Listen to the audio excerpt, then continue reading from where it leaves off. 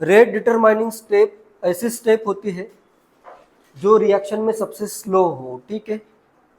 इसमें लिखो it is the slowest step in the reaction.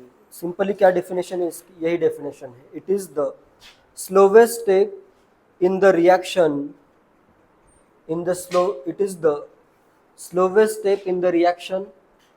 Next, slowest step अगर है तो इसका रेट कांस्टेंट जनरली क्या होगा, लोवेस्ट होगा, ठीक है। Generally lowest rate constant, bracket में ये भी लिखो जनरली। जनरली इसलिए लिखवा रहा हूँ कि हर बार इसमें generally lowest rate constant.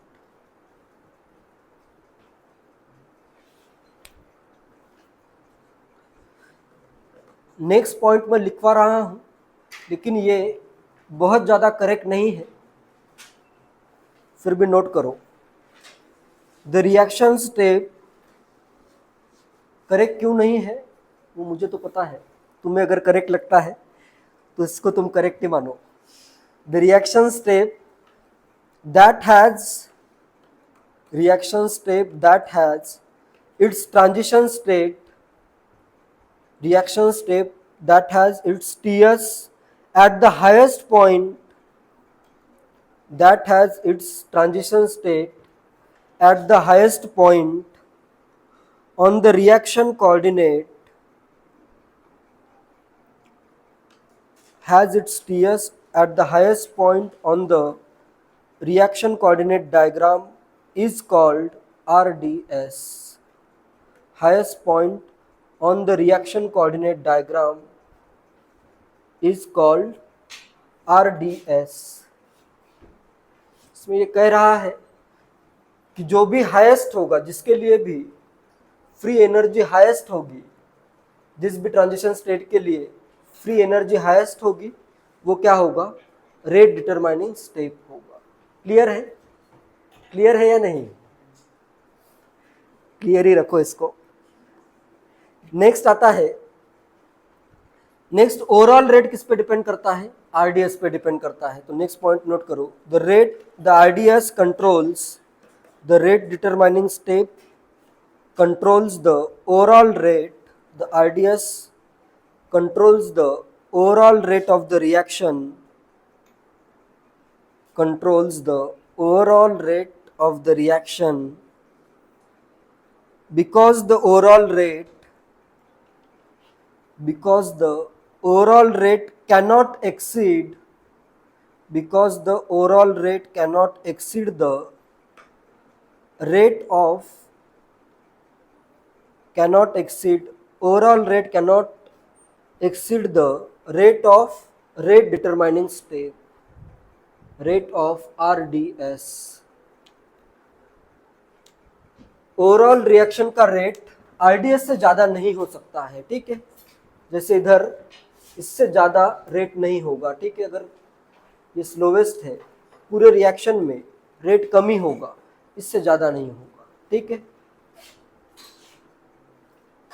Next, इस रिएक्शन के लिए नोट करो, in above reaction, in above reaction first step is RDS, in above reaction first step is RDS, that is first step is RDS, that is addition of electrophile, that is addition of electrophile to alkene, that is addition of electrophile, H plus add हो रहा है alkene में, ठीक है। Addition of electrophile to alkene. Clear है? सब कुछ clear है? आरडीएस कैसे पहचानोगे? जिसके लिए जी मैक्सिमम आता है वो जनरली आरडीएस होगा। ये पॉइंट मैंने जो लिखवाया है वो बहुत ज़्यादा करेक्ट नहीं है। जैसे एम एस चौहान में तो उसने पॉइंट लिखा ही नहीं कहीं पे, क्योंकि अगर लिखता है तो उसमें कभी कभी रॉन्ग भी हो सकता है ये, ठीक है। ठीक है, देखेंगे आगे कहीं पे रॉन्ग हो सकता है या डिफिकल्ट भी हो सकता है आरडीएस को पहचानना, तो आगे देखेंगे। इसमें क्या हो रहा है, Draw a reaction coordinate diagram for a two-step reaction in which the first step is endergonic, second step is exergonic, but the overall reaction is endergonic. First step तो होना चाहिए एंडरगोनिक, मतलब जो इंटरमीडिएट फॉर्म हो रहा है वो less stable है. यहाँ से मैं स्टार्ट करता हूँ, इधर आते हैं, ये इंटरमीडिएट अगर लेस स्टेबल है तो ये स्टेप क्या होगा, एंडरगोनिक होगा. ठीक है. नेक्स्ट अभी देखो, सेकंड स्टेप को एक्सर्गोनिक करना है. तो सेकंड स्टेप का तो इसको मैं और भी नीचे से स्टार्ट करता हूँ. सेकंड स्टेप का तो अभी जो प्रोडक्ट बन रहा है वो क्या आना चाहिए, इसके नीचे आना चाहिए, एक्सर्गोनिक. लेकिन ओवरऑल रिएक्शन मुझे क्या करनी है, एंडरगोनिक करनी है. तो ओवरऑल रिएक्शन में रिएक्टेंट से लेके प्रोडक्ट तक डेल्टा जी नॉट क्या आना चाहिए, पॉजिटिव. इस लाइन के ऊपर आना चाहिए, इस लाइन के नीचे. ठीक है. सेकंड स्टेप को एक्सर्गोनिक करना है तो इससे नीचे. लेकिन कुछ ना कुछ इधर एक्टिवेशन एनर्जी होगी ही. ठीक है, जनरली होगी ही, कम भी हो सकती है, ज़्यादा भी हो सकती है. इसको मैं इधर यहाँ तक लेके आ जाता हूँ. क्लियर है. फर्स्ट स्टेप के लिए delta G naught endergonic, second step exergonic, overall reaction endergonic. Overall reaction का ये डेल्टा जी नॉट पॉजिटिव आ रहा है, delta G naught positive. Second step का डेल्टा जी नॉट निगेटिव आ रहा है, इधर से इधर minus delta G naught negative. First के लिए डेल्टा जी नॉट यहाँ से लेके इधर तक ये वैल्यू आएगी. फर्स्ट के लिए डेल्टा जी नॉट क्या होगा, पॉजिटिव होगा. क्लियर है. इसको ऐसे तो ड्रॉ करना बिल्कुल करेक्ट है. इसको मैं थोड़ा सा अलग भी ड्रॉ कर सकता हूँ. इधर से अगर मैं स्टार्ट करूँ, यहाँ तक लेके आता हूँ, फिर इसको मैं लेके जाता हूँ इधर और इधर. ये करेक्ट है या रॉन्ग है, करेक्ट है या रॉन्ग है. First step endergonic, second step exergonic, overall reaction endergonic. इस वे में भी ड्रॉ करते हो तो करेक्ट है, इस वे में ड्रॉ करते हो ये भी करेक्ट है. आरडीएस क्या क्या होगा, इसका आरडीएस फर्स्ट स्टेप होगा, इधर rate determining step delta G not. इसका देखो, ये फर्स्ट स्टेप, इसका आरडीएस होगा. फर्स्ट स्टेप आरडीएस इसका क्या होगा, नॉर्मली अभी यहाँ पे मैक्सिमम हाइट आ रही है तो यहाँ पे क्या होगा, ये सेकंड स्टेप जो होगा, जनरली इसको मैं आरडीएस कह सकता हूँ. लेकिन अभी यहाँ पे देखो, यहाँ से इधर एक्टिवेशन एनर्जी ज़्यादा है, या इसको मैं थोड़ा सा और नीचे कर देता हूँ जिससे और भी ये कम क्लियर होगा. देखो अभी तुम कंपेयर कर सकते हो क्या, एक्टिवेशन एनर्जी इधर ज़्यादा है या इधर ज़्यादा है.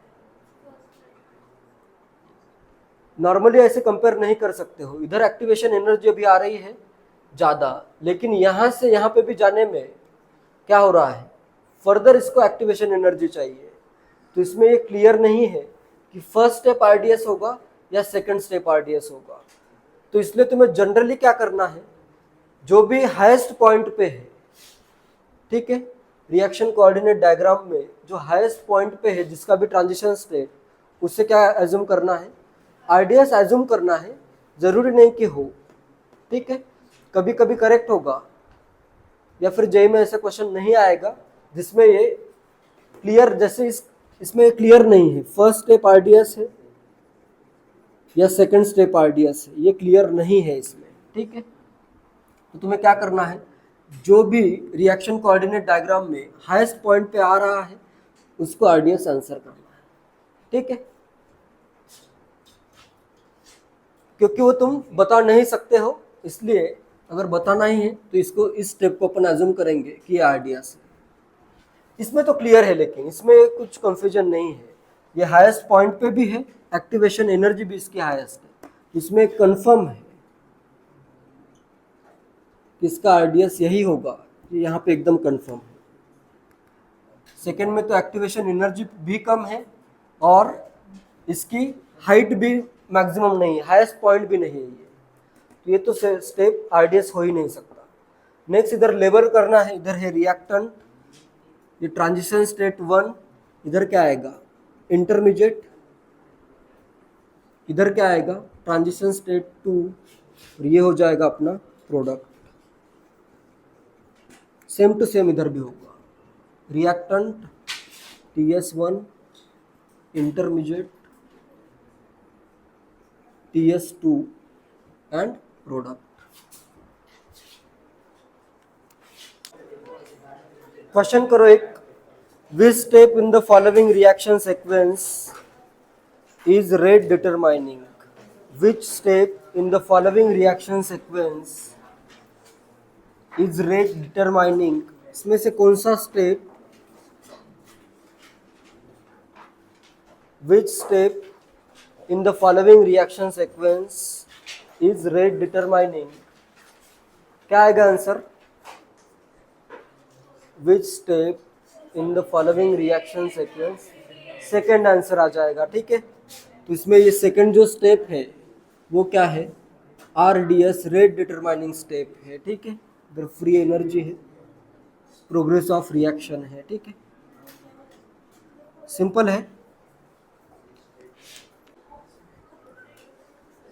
रिएक्शन कोऑर्डिनेट डायग्राम जब ड्रॉ कर रहे हो तब ये ट्राई करना है कि ऐसे डायग्राम में ऐसे कॉर्नर्स नहीं आने चाहिए, कॉर्नर्स, इसको ऐसे स्मूथली ड्रॉ करो। ठीक है, उससे फर्क नहीं पड़ता है, लेकिन फिर भी अच्छा तभी लगेगा जब सही से ड्रॉ करोगे। ठीक है, करते हैं ड्रॉ। ठीक है, करते हैं। पहले रिएक्शन कोऑर्डिनेट डायग्राम ड्रॉ करनी पड़ेगी, तभी इन क्वेश्चन का आंसर इजीली कर पाओगे। ठीक है, इधर है अपना प्रोग्रेस ऑफ रिएक्शन एंड इधर है फ्री एनर्जी। ए से स्टार्ट करना है, फिर बी फॉर्म हो रहा है, फिर फाइनली सी फॉर्म हो रहा है। ठीक है, ए अपना रिएक्टेंट है, सी फाइनली प्रोडक्ट बन रहा है। Draw a reaction coordinate diagram for the following reaction in which C is the most stable. C सबसे ज्यादा स्टेबल है तो इसकी एनर्जी क्या होगी, सबसे कम, और and B is the least stable of the three species. ABC में बी सबसे कम स्टेबल है तो इसकी एनर्जी क्या होगी, सबसे ज्यादा होगी। एबीसी में सी की एनर्जी सबसे कम, फिर ए की आएगी, फिर बी की इन दोनों से ज्यादा आएगी। ठीक है, क्लियर है ये। Transition state going from A to B is more stable. First step का जो ट्रांजिशन स्टेट है वो ज्यादा स्टेबल है तो उसकी एनर्जी क्या होगी, कम होगी। एंड सेकंड स्टेप के लिए then the transition state going from B to C, इसके लिए क्या है, लेस स्टेबल, मतलब उसकी एनर्जी ज़्यादा होगी। तो जैसे अगर मैं यहाँ पे ए से स्टार्ट करता हूँ, ये इधर ए है। ठीक है, ए से स्टार्ट करता हूँ, फर्स्ट का ट्रांजिशन स्टेट जो है वो स्टेबल करना है मुझे। ठीक है, स्टेबल करने के लिए इसको मैं बहुत ऊपर नहीं लेके जा रहा हूँ। ठीक है, नेक्स्ट आया इधर बी, बी की एनर्जी, ये ए है, ये बी है, बी की एनर्जी ए और सी से ज़्यादा होनी चाहिए। नेक्स्ट ये आया अपना ए टू बी का ट्रांजिशन स्टेट, ये ज़्यादा स्टेबल है एज कंपेयर टू बी से सी का ट्रांजिशन स्टेट। ये क्लियर है। यहाँ पे बी टू सी जो जा रहे हो उसका जो ट्रांजिशन स्टेट आ रहा है वो क्या है, लेस स्टेबल है। इधर लिखा है ना, transition state going from A to B is more stable. ये और इसमें कंपेयर करोगे तो ज़्यादा स्टेबल कौन सा है, फर्स्ट वाला है। ठीक है, नेक्स्ट सी की एनर्जी सबसे कम, मोस्ट स्टेबल, बी की एनर्जी सबसे ज़्यादा, लेस स्टेबल। इस वे में आएगा रिएक्शन कोऑर्डिनेट डायग्राम। ये सबको क्लियर है। ठीक है, आंसर करते हैं अभी। How many intermediates are there, कितने इंटरमीडिएट है, एक ही है, कौन सा है, one intermediate which is B. Next, how many transition states are there, two होगा। ट्रांजिशन स्टेट 1 करता हूँ, ट्रांजिशन स्टेट 2 करता हूँ। नंबर ऑफ ट्रांजिशन स्टेट यहाँ पे है 2। TS1 ए टू बी का एक transition state, B to C का एक transition state. Which is the fastest step in forward reaction, A to B fast होगा या बी टू सी फास्ट होगा। एक्टिवेशन एनर्जी देखो ना, इधर देखो, ए से बी जाने के लिए कम एक्टिवेशन एनर्जी है, जनरली अगर मैं सोचूं और इधर से इधर ज़्यादा एक्टिवेशन एनर्जी, या फिर इस पॉइंट का यूज करो यहाँ पे, जो कर्व में सबसे ऊपर आता है, जिसकी free energy maximum highest point पे होती है, वो स्टेप तुम्हारा रेट डिटरमाइनिंग स्टेप मतलब स्लो स्टेप होगा। ये वाला स्लो स्टेप है, तो ये ए टू बी वाला स्टेप क्या होगा, फास्ट होगा। फॉरवर्ड डायरेक्शन में फर्स्ट स्टेप अपना आएगा फास्ट, क्योंकि इसकी एक्टिवेशन एनर्जी कम है। सेकंड स्टेप आएगा स्लो। क्लियर है ये? तो विच is the fastest step in forward direction, तो आंसर क्या आएगा, ए टू बी का स्टेप आएगा, या इसको मैं K1 भी लिख सकता हूँ, ए टू बी, या सिंपली K1 स्टेप, ये फर्स्ट स्टेप आएगा। ठीक है। Next, which is the fastest step in the reverse direction. Reverse direction में तो क्लियरली दिख रहा है, रिवर्स डायरेक्शन में अगर जाते हो तो सी से बी पे आने के लिए एक्टिवेशन एनर्जी बहुत ही ज़्यादा है, ठीक है, और बी से ए को जाने के लिए एक्टिवेशन एनर्जी बहुत ही कम है। तो इसमें रिवर्स में क्या आएगा, फॉर रिवर्स डायरेक्शन, इधर से अगर मैं ये फर्स्ट, इसका नेम ही कर देता हूँ मैं फर्स्ट स्टेप,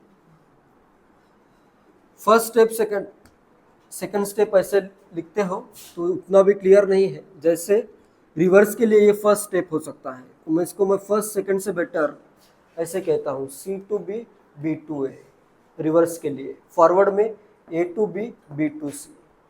तो रिवर्स में सी टू बी वाला जो स्टेप है वो क्या होगा, स्लो होगा, और बी टू ए वाला स्टेप क्या होगा, फास्ट होगा। नेक्स्ट का आंसर क्या आएगा, which is fastest step in the reverse direction, B to A, ये फास्टेस्ट स्टेप होगा। ठीक है, या फिर इधर क्या आएगा, बी टू ए के लिए K-1 आ जाएगा। Next, of the 4 steps which is fastest, सबसे फास्ट कौन सा है, B2A सबसे फास्टेस्ट है, एक्टिवेशन एनर्जी बस इतनी है इसके लिए, B2A सबसे फास्टेस्ट, बिल्कुल करेक्ट आंसर है, B2A फास्टेस्ट होगा। Which is the RDS in forward direction, A to B या B टू C, RDS कौन सा है, second step B to C, इसका आंसर आएगा B to C is the RDS, ये इसको मैं लिखता हूँ K2। And which is RDS in reverse direction, C to B आ जाएगा। ठीक है, यह आ जाएगा C to B K-2। Clear है? तो इस वे में तुम एनालाइज कर सकते हो।